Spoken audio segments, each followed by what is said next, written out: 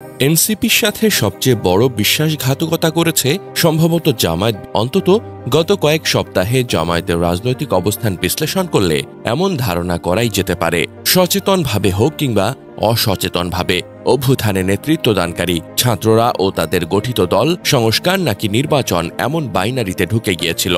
ছাত্রদের দল গভীর রাজনৈতিক সংস্কার চায় এবং তারপর নির্বাচন, কিন্তু গভীর সংস্কার করতে গেলে নির্বাচন পিছিয়ে যাবে এমন ধারণা করাটা যুক্তিযুক্ত। অন্তত প্রফেসর ইউনূসের প্রস্তাবিত টাইমলাইনে গভীর সংস্কার অসম্ভব। ছাত্রদের এই দাবির পেছনে জামায়াত প্রথম থেকেই প্রত্যক্ষ ও পরোক্ষভাবে সমর্থন দিয়ে আসছিল। যদিও এটা মনে করার কারণ নেই তারা ছাত্রদের দলের প্রতি সহানুভূতিশীল, বরং পূর্ব অভিজ্ঞতার আলোকেই বলা যায় গত 15 বছরের রাষ্ট্রীয় নিপীড়নের শিকার জামায়াত নিজেদের গুছিয়ে নিতে কিছুটা সময় চাচ্ছিল। তাই ছাত্রদের সংস্কার দাবির পেছনে নিজের রাজনৈতিক স্ট্র্যাটেজিকে ক্লামোফেস করে তারাও নির্বাচন পেছনের পক্ষেই ছিল। এই ক্ষেত্রে বিএনপি প্রথম থেকেই এক কথা, ন্যূনতম সংস্কার ও দ্রুততম সময়ে নির্বাচন। গত 2 সপ্তাহে জামায়াত তাদের অবস্থান পরিবর্তন করে এখন আগামী রমজানের আগে নির্বাচন চাচ্ছে। অর্থাৎ ছাত্রদের যে সংস্কার দাবি ও নির্বাচন গভীর সংস্কারের পরে হবে, সেই দাবি থেকে জামায়াত সরে আসছে। এতে রাজনীতির মাঠে ছাত্ররা একা হয়ে গেল। এনসিপি যে প্রমিস নিয়ে রাজনীতিতে এসেছে সেটার ঝলক দেখাতে পারছে না। তাই জামায়াত হয়তো ভাবছে ছাত্রদের দলের সাথে রাজনৈতিক সমঝোতা তার জন্য লাভজনক নয়। এই ভাবনা থেকেই হয়তো একদিন ছাত্রদের নিয়ে নানা রাজনৈতিক ন্যারেটিভ মাঠে এনে এখন নিজেই নিজের স্বার্থে দূরে সরে যাচ্ছে। আরেকটা ব্যাপার লক্ষণীয়, ছাত্রদের দলের একটা শক্তিশালী অংশ স্থানীয় সরকার নির্বাচন জাতীয় নির্বাচনের আগে করতে চেয়েছিল।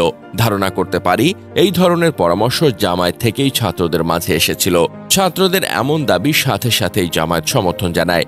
এই ধরনের দাবির পেছনে যে মোটিভ কাজ করেছিল, ছাত্ররা ক্ষমতায় থেকে স্থানীয় পর্যায়ে একটা শক্তিশালী নেটওয়ার্ক গড়ে তুলবে এবং সেটা পরে জাতীয় নির্বাচনে কাজে লাগাবে। কিন্তু রাজনৈতিক দল গঠনের পর জনগণের যে রেসপন্স, তাতে স্থানীয় সরকার নির্বাচন দিলে ছাত্রদের কোনো লাভ তো হবেই না, উল্টো এক্সটিং রাজনীতি আরো গেড়ে বসবে।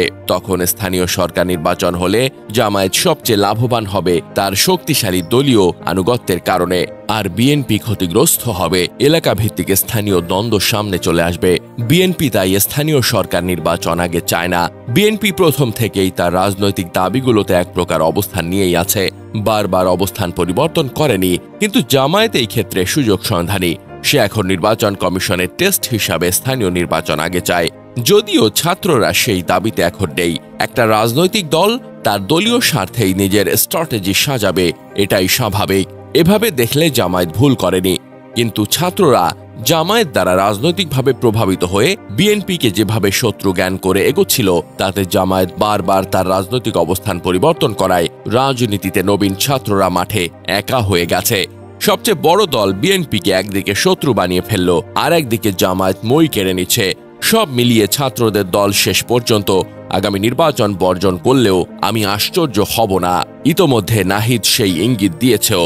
নাহিদ অনেক ফ্রাস্ট্রেশন থেকে এই কথা বলেছে, যদিও এমন করলে এনসিপির রাজনৈতিক অপমৃত্যু ঘটার সম্ভাবনা আছে।